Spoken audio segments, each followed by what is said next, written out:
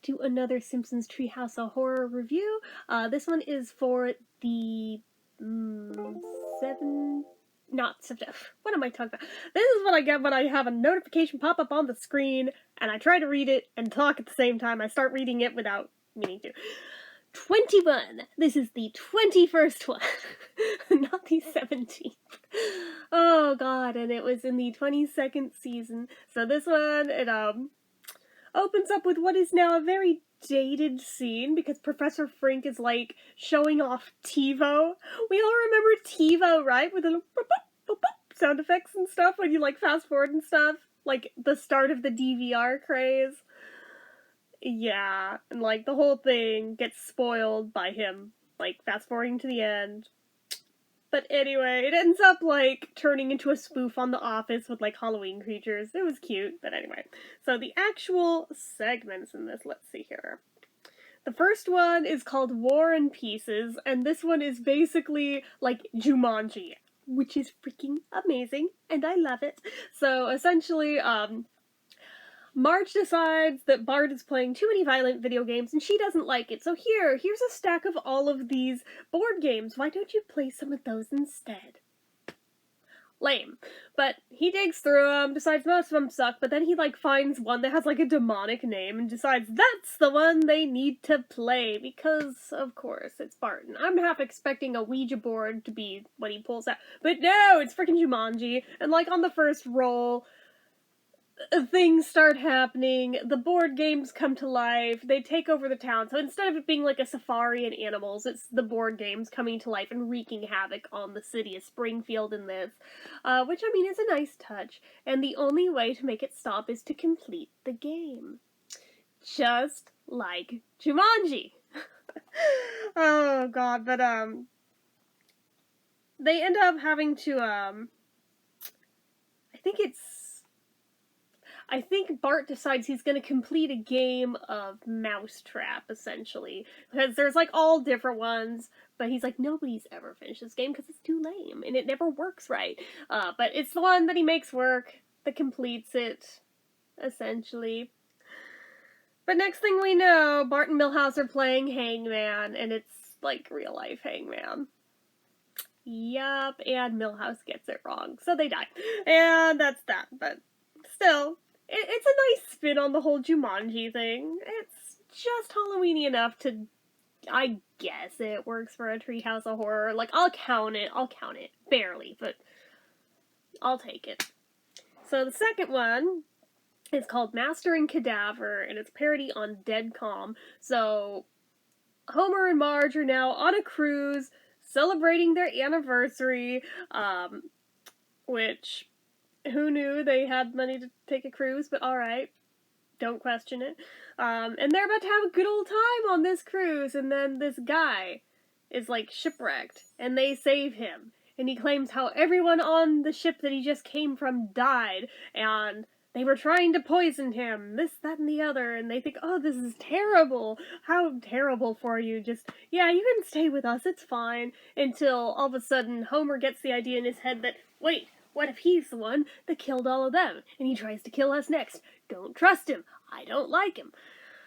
So, the second that this guy makes them a pie, Homer, like, chucks it out the window, and it's just like, see?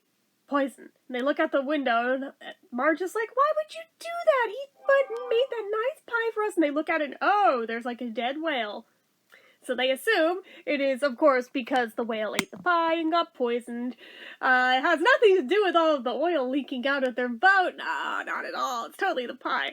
So they decide they need to kill this guy so he can't kill them. And they think they have, and they throw him overboard. But oh, alas, he's not dead. But they do happen upon the other boat, and they decide to, like, go investigating. And they find proof that, oh wait, he was telling the truth. Oh shit. And that's around the time that he climbs aboard that one. It's like, you tried to kill me, and now he really is trying to kill them. And it's a whole thing back and forth until it turns out that, oh, the people on that ship aren't even really dead. They all took antidote for the poison. They were faking the whole time. It's a whole freaking thing. Oh god, but like the whole thing turns out to be a figment of Maggie's imagination while she's in the bathtub. And Homer and Marge are bathing her, and Homer's like, I wonder what she thinks about. And Marge is like, oh, just sugar plums and buttercups. And it's around this point that Maggie suddenly has, like, a bowler hat on, and, like, the mascara and eyeliner on the one eye, and pulls out her milk bottle. It's, like, clockwork orange. Spot on. Well done. Well played. Loved that.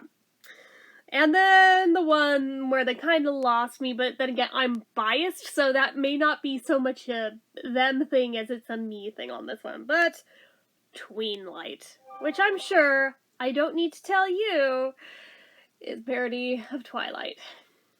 But even got Daniel Radcliffe, even though he's not in that, but that doesn't matter. It is exactly what you would expect. There is a sparkly vampire that Lisa falls in love with and wants to run away with, but doesn't want to be turned and have to stay 8 years old forever. And it's like a whole thing, but both the vampire's dad and Homer have chased them up to, like, this clock tower where he was gonna bite her, and then they have, like, a whole talk and everything, and yeah, the two dads bond, and then the vampire dad's like, wait, no, actually I like her, bite her, make her one of us. And Homer's like, no, I won't let you, and he gets bitten and turns instead. So Lisa will be spared, but then he just turns into a fat little bat and falls to the ground and gets eaten by Milhouse. Well, not eaten, but just, like, chewed on and run away with by Milhouse is a poodle. A werepoodle. Werepoodles are a thing. But, yeah, it was kind of weak. But then again, I also hated Twilight, so I just, sorry, he lost me on that one. I was not feeling it on that one. So, that one for me, dud.